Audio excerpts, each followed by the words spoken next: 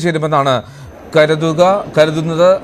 വിനേഷിലേക്ക് ഒരിക്കൽ കൂടി പോകുന്നു. വിനേഷ് 3 മണിയോടുകൂടി കുട്ടനെല്ലൂരിൽ എത്തിച്ചേരുമെന്നാണ് ഇപ്പോൾ ലഭ്യമാകുന്ന വിവരം. അങ്ങനെ തന്നെയല്ലേ അവിടെ വിനേഷിന് മനസ്സിലാക്കാൻ കഴിയുന്നത്?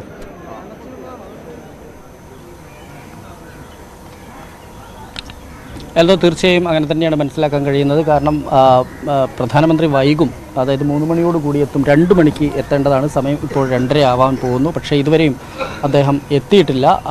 അദ്ദേഹം വിമാനമാർഗം എത്തിയ ശേഷം അതിനുശേഷം ഹെലികോപ്റ്ററിലായിരിക്കും ഇങ്ങോട്ട് വരിക. ഹെലികോപ്റ്ററിൽ ഇവിടെ എത്തിയ ശേഷം ഇപ്പോൾ നമുക്ക് ഈ ദൃശ്യങ്ങളിൽ കാണുന്ന റോഡ് വഴി, ഇവിടെ ഇപ്പോൾ റോഡെല്ലാം വാഹനങ്ങളെല്ലാം തന്നെ നിയന്ത്രിച്ചിട്ടുണ്ട്.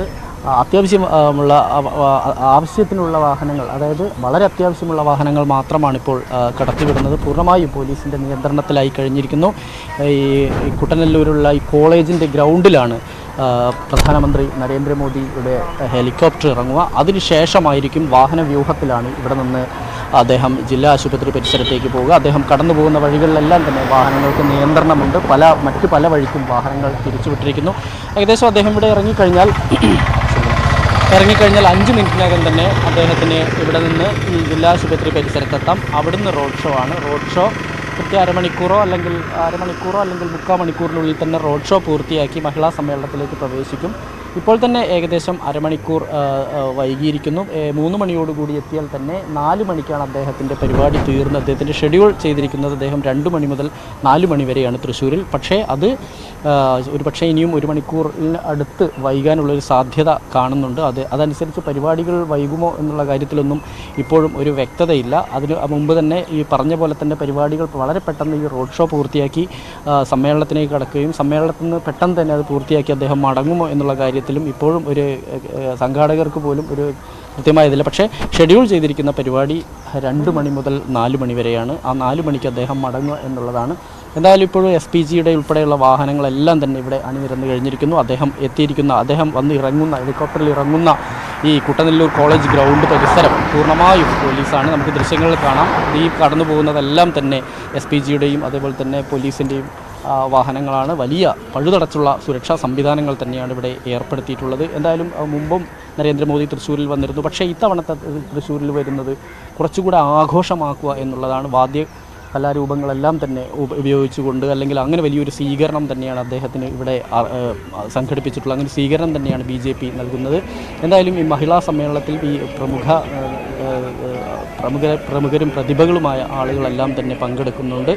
എന്തായാലും ഇത് വലിയൊരു വിജയം മാത്രമല്ല, ഇത് നേരത്തെ അനുമോദും ടോം എല്ലാം തന്നെ സൂചിപ്പിച്ച പോലെ തന്നെ സുരേഷ് ഗോപിയുടെ ഒരു തെരഞ്ഞെടുപ്പ് ക്യാമ്പയിൻ്റെ ഒരു ആദ്യഘട്ടം, അല്ലെങ്കിൽ അത് ഉറപ്പിക്കുക എന്നുള്ളൊരു ലക്ഷ്യത്തിന് വേണ്ടി തന്നെയാണ് അദ്ദേഹം വരുന്നത് എന്നുള്ള കാര്യത്തിൽ സംശയമില്ല. ഇതിന് കൃത്യമായ ഒരു പൊളിറ്റിക്കൽ എക്സർസൈസാണ് യഥാർത്ഥത്തിൽ BJP ആരംഭിച്ചു കഴിഞ്ഞിരിക്കുന്നു എന്ന് തന്നെ നമുക്ക് പറയേണ്ടിയിരിക്കുന്നു. കാരണം നവകേരള സദസ്സോടുകൂടി LDFും ആ രീതിയിലുള്ള ഒരു ക്യാമ്പയിൻ്റെ ഭാഗമായി തന്നെയാണ് അതുമായി മുന്നോട്ട് പോകുന്നത്. അതേ ഒരു നിലപാട് തന്നെ BJP കുറച്ചുകൂടെ ഇന്ന് തൃശ്ശൂരാണെങ്കിൽ, തൃശ്ശൂർ മാത്രമല്ല, തൃശ്ശൂർ കിട്ടാൻ സാധ്യതയുള്ള, സംസ്ഥാനത്തെ കിട്ടാൻ സാധ്യതയുള്ള ഒരു ലോക്സഭാ മണ്ഡലം എന്നുള്ളൊരു വിലയിരുത്തൽ തൃശ്ശൂരിൽ മാത്രമാണ് BJPക്കുള്ളത്. അതുകൊണ്ട് തന്നെ തൃശ്ശൂർ പിടിക്കുക എന്നുള്ളൊരു ലക്ഷ്യം, അതിന് എല്ലാവിധ സന്നാഹങ്ങളും ഇറക്കി ഇവിടെ കൃത്യമായ പ്രചാരണം നടത്തുക എന്നുള്ളൊരു ലക്ഷ്യമുണ്ട്.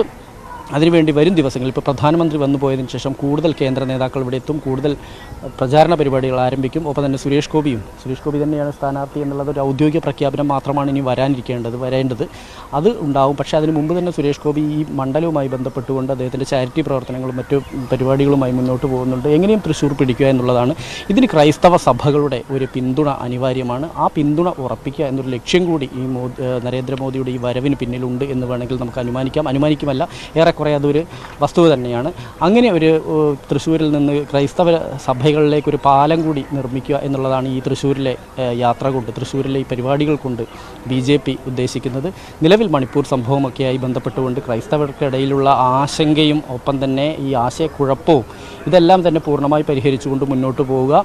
കാരണം കേരളത്തിലെ ഇടതു വലതു മുന്നണികൾ ഇതുവരെ നടത്തിക്കൊണ്ടിരിക്കുന്നത് ഒരു അർഹമായ ഒരു സ്ഥാനം, ഒരു പ്രാതിനിധ്യം, അല്ലെങ്കിൽ അർഹമായ പലതും തങ്ങൾക്ക് ലഭിക്കുന്നില്ല. എന്നാൽ അനർഹമായി പലതും മറ്റുള്ള ന്യൂനപക്ഷങ്ങൾക്ക്, പ്രത്യേകിച്ച് മുസ്ലിം ന്യൂനപക്ഷങ്ങൾക്ക് കൊടുക്കുന്നു എന്നുള്ളൊരു ആക്ഷേപം കാലങ്ങളായി ഇവിടെ കഴിഞ്ഞ കുറച്ച് കാലങ്ങളായി ക്രൈസ്തവ സഭകൾ മുന്നോട്ട് വെക്കുകയാണ്. അങ്ങനെ വരുന്ന അവരുടെ ആ ഒരു ആശങ്ക, അല്ലെങ്കിൽ അത് കൃത്യമായി തന്നെ ആ ഒരു മുസ്ലിം വിരുദ്ധ നിലപാടിൽ പ്ലാറ്റ്ഫോമിൽ നിലനിൽക്കുന്ന ഒരു പാർട്ടി എന്ന നിലയിൽ സ്വാഭാവികമായും ബി ജെ പിയെ പിന്തുണയ്ക്കേണ്ടി വരുന്ന ഒരവസ്ഥയിലേക്ക് സഭകൾ പോകും. സഭയ്ക്ക് 40% വോട്ടുകൾ അതായത് തൃശ്ശൂർ ലോക്സഭാ മണ്ഡലത്തിൽ 40% ക്രൈസ്തവ വോട്ടുകളാണ്. ഇതിൽ ഒരു 30% കിട്ടുകയാണെങ്കിൽ ജയിക്കാൻ കഴിയും എന്നുള്ളൊരു വിലയിരുത്തൽ എന്തായാലും ബി ജെ പിക്കുണ്ട്. ഒപ്പം തന്നെ 25% വരുന്ന വോട്ടുകളും ഈഴവ വോട്ടുകളാണ്. ആ ഈഴവ വോട്ടുകളിലും വലിയ തോതിൽ വിള്ളലുണ്ടാക്കുകയും LDFനും UDFനും ഉൾപ്പെടെ അത് വിള്ളലുണ്ടാക്കാൻ കഴിഞ്ഞാൽ അത് തങ്ങളുടെ വിജയമാണ് എന്നുള്ളൊരു കണക്കുകൂട്ടലാണ്. കഴിഞ്ഞ തവണ 39% ആണ് UDF 39% വോട്ടാണ് UDFന് ലഭിച്ചതെങ്കിൽ LDFന് 30, 29 സുരേഷ് ഗോപിക്ക് കിട്ടി എന്നുള്ളത് നമ്മൾ മനസ്സിലാക്കേണ്ട കാര്യമാണ്. അപ്പോൾ ആ ഒരു 10% വോട്ട് വർധന ഉണ്ടായിക്കഴിഞ്ഞാൽ സ്വാഭാവികമായും ജയിക്കാൻ കഴിയും എന്നുള്ളൊരു കണക്കുകൂട്ടലുണ്ട്. ആ കണക്കുകൂട്ടൽ അതുകൊണ്ട് തന്നെ തൃശ്ശൂർ എന്തും വില കൊടുത്തും പിടിക്കുക എന്നുള്ളൊരു ലക്ഷ്യം സുരേഷ് ഗോപിയെ മുൻനിർത്തിക്കൊണ്ട് ബി ജെ പിക്കുണ്ട്. കേരളത്തിൽ നമുക്കറിയാം ബി ജെ പിയിലെ പ്രമുഖ നേതാക്കളെ ആരെയും മുൻനിർത്തി തെരഞ്ഞെടുപ്പിനെ അഭിമുഖീകരിക്കാൻ പറ്റാത്ത ഒരു സ്ഥിതിവിശേഷം ഉണ്ടെന്ന് കേന്ദ്രം തന്നെ വിലയിരുത്തിയതാണ്. ഈ ഒരു സാഹചര്യത്തിലാണ് സുരേഷ് ഗോപിയുടെ സ്റ്റാർഡം കൃത്യമായി ഉപയോഗിക്കുക, അദ്ദേഹത്തിനുള്ള ആ ജനപ്രിയത ഒരു പരിധിവരെ അദ്ദേഹത്തിന് രാഷ്ട്രീയ പ്ലാറ്റ്ഫോമുകളിൽ നിന്നും മറ്റുമെല്ലാം സുരേഷ് ഗോപി എന്നുള്ള വികാരം കേരളത്തിൽ നിലനിൽക്കുന്നുണ്ട്. അത് പരമാവധി ഉപയോഗിക്കുക. ഒപ്പം തന്നെ ബി ജെ പിയുടെ പരമ്പരാഗത വോട്ടുകളും ക്രൈസ്തവ വോട്ടുകളും കൂടി കൊണ്ടുവരിക. അതുപോലെ തന്നെ സമാനമായ ഇടതു വലത് വിരുദ്ധ ധ്രുവങ്ങളിൽ നിൽക്കുന്നവരുടെ വോട്ടുകൾ പരമാവധി എത്തിക്കുക. ഇങ്ങനെ കുറേ ഒരു ലക്ഷ്യമുണ്ട്. ആ ലക്ഷ്യപ്രാപ്തിയിലേക്ക് കൊണ്ടുപോകാൻ തന്നെയാണ് പ്രധാനമന്ത്രി നരേന്ദ്രമോദിയുടെ വരും ദിവസങ്ങളിൽ കൂടുതൽ കേന്ദ്ര നേതാക്കൾ തെരഞ്ഞെടുപ്പ് പ്രചാരണവുമായും അല്ലാതെയും തൃശ്ശൂരെത്തും എന്നുള്ള കാര്യത്തിൽ സംശയമില്ല. എന്തായാലും നരേന്ദ്രമോദിയുടെ കാത്തിരിപ്പിന് വേണ്ടി തൃശ്ശൂരിലെ ബി ജെ പി കാത്തിരിക്കുകയാണ്. അതുപോലെ തന്നെ സമാന സ്വഭാവമുള്ള ആളുകളും എല്ലാം തന്നെ കാത്തിരിക്കുകയാണ്. എന്ത് പ്രഖ്യാപനമായിരിക്കും അദ്ദേഹം നടത്തുക എന്നുള്ളത്. നമുക്കറിയാം ഈ വനിതാ ബില്ലുമായി ബന്ധപ്പെട്ടുകൊണ്ട് അത് എപ്പോൾ നടപ്പാക്കും എന്നതുൾപ്പെടെയുള്ള കാര്യങ്ങളിൽ ഏതെങ്കിലും തരത്തിലുള്ള പരാമർശം അദ്ദേഹത്തിൻ്റെ പ്രസംഗത്തിൽ ഉണ്ടാവുമോ എന്നുള്ളതും കൂടിയുണ്ട്. അപ്പോൾ അതുകൊണ്ട് തന്നെ ഈ വനിതകൾക്കിടയിൽ പ്രത്യേകിച്ച് നമുക്കറിയാം ഈ സുരേഷ് ഗോപി എന്നുള്ളൊരു വികാരം കൂടുതൽ സ്ത്രീകളിലേക്ക് എത്തിക്കുക എന്നുള്ളൊരു ലക്ഷ്യം കൂടി ഇതിന് പിന്നിലുണ്ട്. ഒപ്പം തന്നെ ഈ തങ്ങൾ ഒരു സ്ത്രീപക്ഷ നിലപാടുള്ള രാഷ്ട്രീയ പാർട്ടിയാണെന്ന് ഉറക്കെ പ്രഖ്യാപിക്കുക, അല്ലെങ്കിൽ അത് ആ ഒരു നിലപാടിലാണ് തങ്ങൾ എന്ന് പറഞ്ഞുകൊണ്ട് സ്ത്രീകളെ നമുക്കറിയാം രാജ്യത്തെ 50-52% വരുന്ന സ്ത്രീകളുടെ വോട്ട് പരമാവധി നേടുക എന്നുള്ളൊരു ലക്ഷ്യം ബി ജെ പിക്കുണ്ട്. നമുക്കറിയാം കഴിഞ്ഞ കാലങ്ങളിലെല്ലാം തന്നെ ഒരു പുരുഷ കേന്ദ്രീകൃതമായിരുന്നു. അതിനപ്പുറത്തേക്ക് ചില കാര്യങ്ങളിൽ ഒരു തീരുമാനത്തിലേക്ക് എത്തുക, അങ്ങനെ ഒരു നീക്കമായിരിക്കും എന്തായാലും ഉണ്ടാകുക.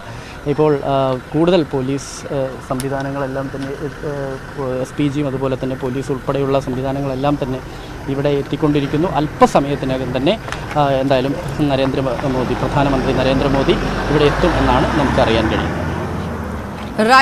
രാഷ്ട്രീയ കേരളം